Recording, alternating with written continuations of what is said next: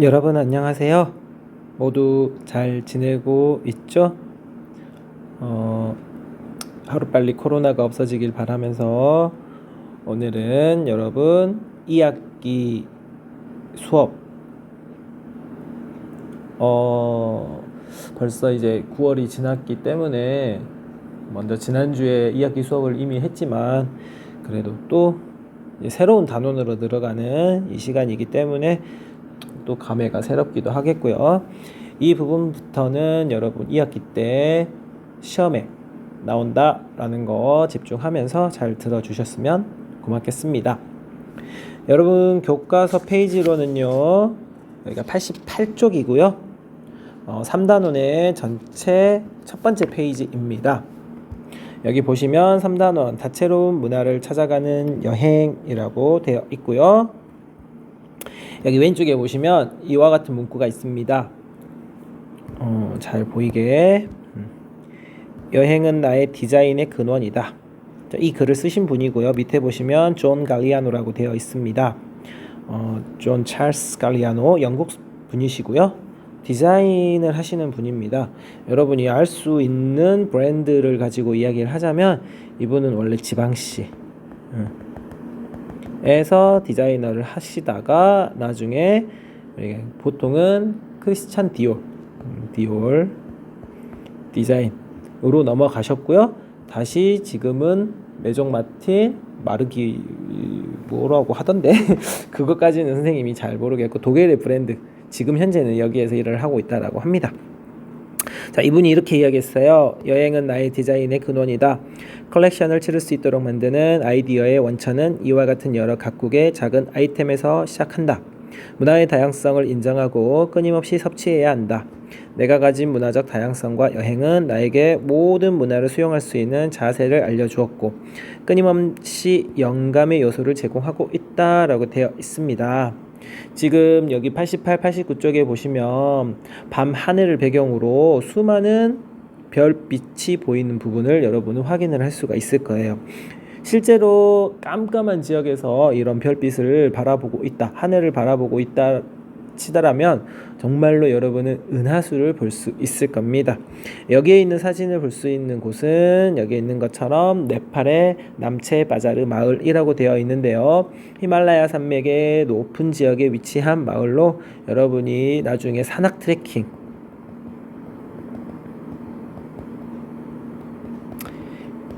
트레킹을 떠날 수 있는 기회가 있다면 다음과 같은 모습들을 쉽게 볼 수 있을 것입니다.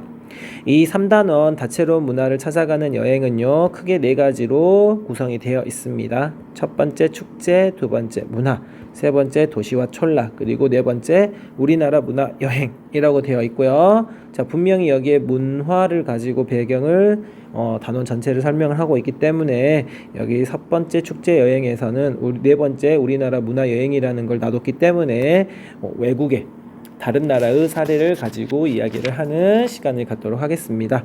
그 중에서도 오늘은 첫 번째 90쪽부터 나오는 축제 여행 중에서 오늘은 문화축제 여행을 확인해 보도록 하겠습니다. 축제는 진짜로 여러분이 즐길 수도 있겠고요. 아니면 겉으로 보는 모습만 가지고도 황홀감을 느낄 수 있는 행사가 바로 축제가 되는 겁니다. 뒤에 사진으로 보이는 모습만 봐도 시원한 물을 맞고 있는 것이에요. 우리가 생각했을 때 여름철에 이런 시원한 물을 워터 썸머 페스티벌 이렇게 생각한다면 참 그냥 마음만으로도 시원을 할 텐데요. 여기에 있는 축제는 타이, 우리 태국이라고도 이야기하죠. 치앙마이에서 열린 송크란 축제 모습입니다. 송크란 축제는 매년 4월 13일에서 15일 타이에서 열리는 축제로 축복을 기원하는 뜻으로 서로에게 물을 뿌리는 놀이가 유명해 물의 축제라고도 불리웁니다. 타이에서 열리는 이 축제 뿐만 아니라 오늘 많은 축제를 배울 텐데요. 세계 3대 축제 혹은 세계 4대 축제 이야기할 수 있는 부분들, 물론 우리 교과서에서는 여러분이 미성년자 임을 확인을 하여 그 세계 3대 축제에 해당하는 술과 관련된 축제에는 빠져 있고요. 다양한 축제 중에서 문화축제 한번 살펴보도록 하겠습니다. 자, 여기 축제는 특정 주제에 대한 의식 행위로 지역성을 이해하는 데 도움을 준다. 여행자는 지역 축제의 배경을 알며 즐겁게 지낸다. 축제는 여행의 색다른 경험을 제공할 것이다 라고 되어 있고요. 자, 본격적으로 책 넘어가도록 하겠습니다. 첫 번째 문화축제 여행이고요. 그 대표적인 사례로서 위에 사진이 보입니다. 브라질의 리우 카니발이라고 되어 있고요. 수많은 사람들이 참여하는 무용수들 뿐만 아니라 옆에 있는 관객석에서도 많은 사람들이 이 화려한 축제를 즐기기 위해 매년 참가한다라고 되어 있습니다. 참고로 이 리우 카니발은요, 매년 2월 말부터 3월 초 사이에 한 4일 정도 열린다라고 하고요. 이 축제를 위해서 수만 명의 사람들이 몇 개월 동안 열심히 노력을 하고 있다라고 합니다. 자, 그럼 본격적으로 문화축제 여행에 대해서 확인해 보도록 하겠습니다. 우선 문화축제란 지역의 문화를 주제로 하여 열리는 축제를 말합니다. 따라서 문화축제 여행은 여행자가 문화축제에 직접 참여하여 축제를 즐기는 여행입니다. 이때 그 축제의 배경과 의미 등을 이해하면 더욱 의미 있는 여행이 될 수 있습니다. 뒤이어 소개하는 4개의 축제에서 문화축제 여행의 의미를 살펴보자 라고 되어 있는데요. 선생님이 중요한 공지사항 하나 알려드리겠습니다. 여기 제3단원의 첫 번째 중단원이 여러분 2학기 수행평가 내용입니다. 여러분이 등교를 하게 되면 선생님이 다시 한 번 더 이 수행평가와 관련해서는 세세하게 알려줄 테니 지금부터 다음 시간까지 이 수업 2시간 열심히 잘 들어주시면 좋겠습니다. 자, 본격적으로 첫 번째 축제입니다. 브라질의 리우 카니발입니다. 리우 카니발은 브라질의 리우데자네이루에서 열리는 대표적인 축제이다. 이 축제는 포르투갈에서 브라질로 건너온 사람들이 사순절 축제와 아프리카 전통 음악과 춤이 합쳐져 생겨났습니다. 자, 배경이 되겠죠. 노예로 팔려온 아프리카 흑인들이 삼바 리듬에 맞춰 춤을 추며 고향을 떠난 슬픔을 달랬던 배경도 흥미롭다.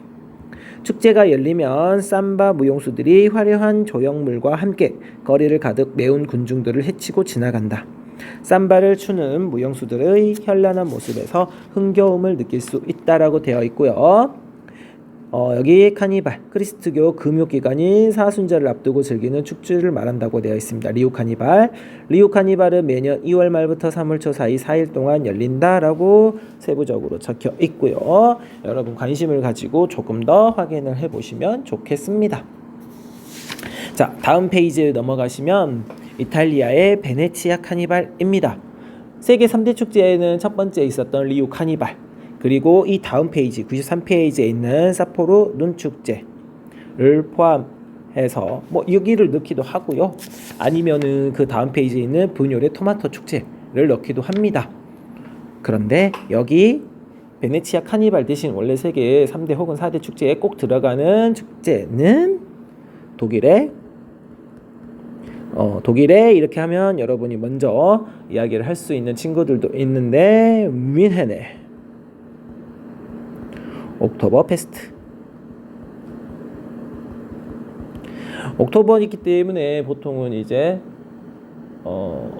옥토버 몇 월이죠? 10월. 근데 보통은 9월 말에 이 축제를 한다라고 해요. 맥주 축제이겠죠? 자, 이 축제도 여러분이 한번 찾아보면 참 좋겠고요. 우선은 베네치아 카니발로 확인하도록 하겠습니다. 이탈리아의 베니스 근처입니다. 베네치아는 카니발은 이탈리아 북동쪽에 있는 베네치아에서 매년 1월 말에서 2월 사이 약 10일 동안 열린다라고 합니다. 카니발의 볼거리로는 베네치아 공화국이 아퀴레이아 도시와의 전쟁에서 승리한 날을 기념하는 경축 행사 배경이네요. 공중곡의 민속 전시회, 말을 이용한 스포츠 등을 들 수 있다. 여러 행사 내용이 되겠고요.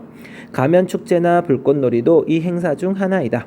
가면을 쓰는 풍습이 등장한 것은 13세기 무렵이다.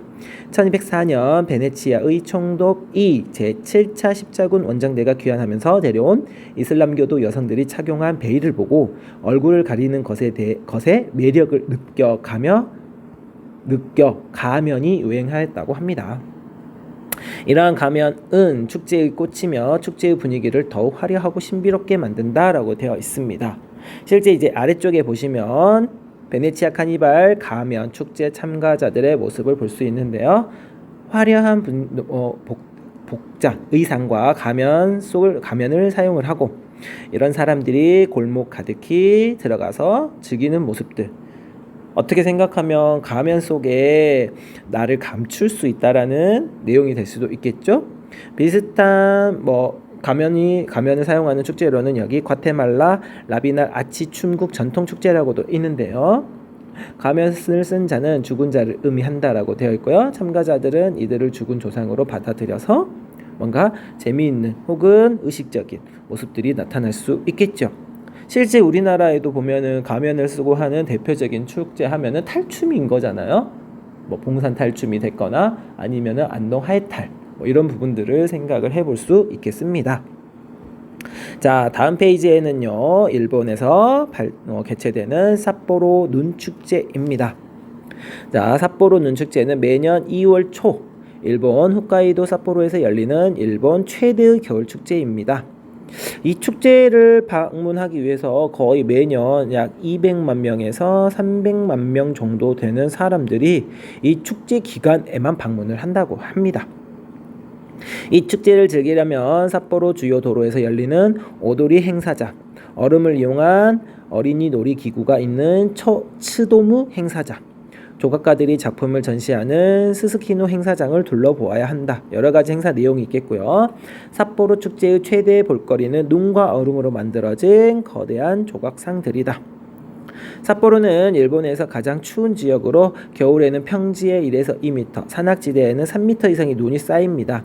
삿포로 주민은 이러한 자연 환경에 조화롭게 적응하는 동시에 이를 기반으로 오늘날 전 세계인이 함께하는 눈축제 문화를 만들어냈습니다. 배경이 될 수 있겠지요. 실제 일본에서도 위쪽에 해당하는 이 삿포로 지역에서 눈축제를 하겠고요. 실제 눈축제를 다녀온 친구의 여행기를 보시면 여기 오도리 행사장의 거대 얼음 조각, 자, 이 부분들이 다 얼음 조각이라는 거겠고요. 실제 얼음 조각의 작품들 모습을 보시면 되겠고요. 내용을 보시면 가족과 함께 삿포로 눈축제에 참여했다. 오도리 행사장에는 거대한 얼음 조각상이 진열되어 있었다. 그 위용은 주변 건물보다 전혀 위축되어 보이지 않았으며 건물과 거의 한번 비교를 해보세요. 건물과 크기. 눈으로 만들어진 건물 조각상은 마치 동화 속 공주가 사는 궁전 같았다. 이 거대한 작품을 만들기 위해 공급된 눈과 조각 작업에 임한 사람들의 노고를 함께 느낄 수 있었다. 츠도무 행사장은 어린 아이들의 즐거운 함성이 가득했다. 주변에는 일본 애니메이션을 보았던 다양한 캐릭터들이 미끄럼틀과 같은 놀이기구로 만들어져 있었다. 아이들의 환한 미소는 독특한 조각상과 어우러져 더없이 활기찼다. 저녁을 먹고 마지막으로 스스키노 행사장을 방문했다. 유명 작가의 얼음 조각 수상 작품들이 조명을 받아 신비롭기까지 했다. 참고로 이런 얼음 조각과 관련해 가지고는 또 유명한 게 중국의 하얼빈 빙등제가 있습니다. 빙등제. 중국 하얼빈의 빙등제. 자, 정교하게 다듬어진 얼음 조각 작품들은 조각가의 섬세한 흔적을 고스란히 담고 있었다. 혹시 날씨가 더워지면 녹지 않을까 하는 걱정이 들었다. 이러한 조형물 대부분이 지방자치단체, 민간단체의 협조로 만들어진 것이라니 이 축제가 인기를 끌고 성공하는 이유를 짐작할 수 있었다. 자, 축제의 성공을 위한 내용이 되겠죠. 이 여행을 마치고 돌아가면 다음에는 중국의 하얼빈 빙등 축제. 조금 전에 선생님이 유명한 빙등 저 얼음 조각으로는 이게 있다라고 했고요. 우리나라에는 화천 산천어 축제. 자, 다 겨울에 열릴 수밖에 없겠죠. 이런 여행을 계획하고 싶다라고 되어 있고요. 화천 산천어 축제에 관련된 사진은 우리가 뒤에서 다시 한 번 더 확인할 기회가 있을 겁니다. 우리나라 문화 축제와 관련해서요. 자, 다음 페이지로 넘어가면 분열의 토마토 축제라고 되어 있습니다. 우리는 보통 에스파냐 혹은 스페인이라고도 이야기를 하는데요. 스페인이라는 단어는 미국식 표현이기 때문에 에스파냐라고 이야기해 주는 게 맞겠습니다.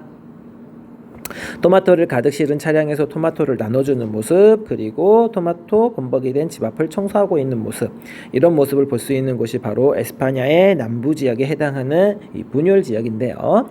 부뇰은 토마토 축제는 에스파냐 발렌시아 지방의 부뇰에서 매년 8월에 열립니다. 이는 따뜻한 기후와 토마토 수확 시기에 맞추어져 있습니다. 자, 이 지역은 예전에도 이야기했던 CS 지중해성 기후입니다.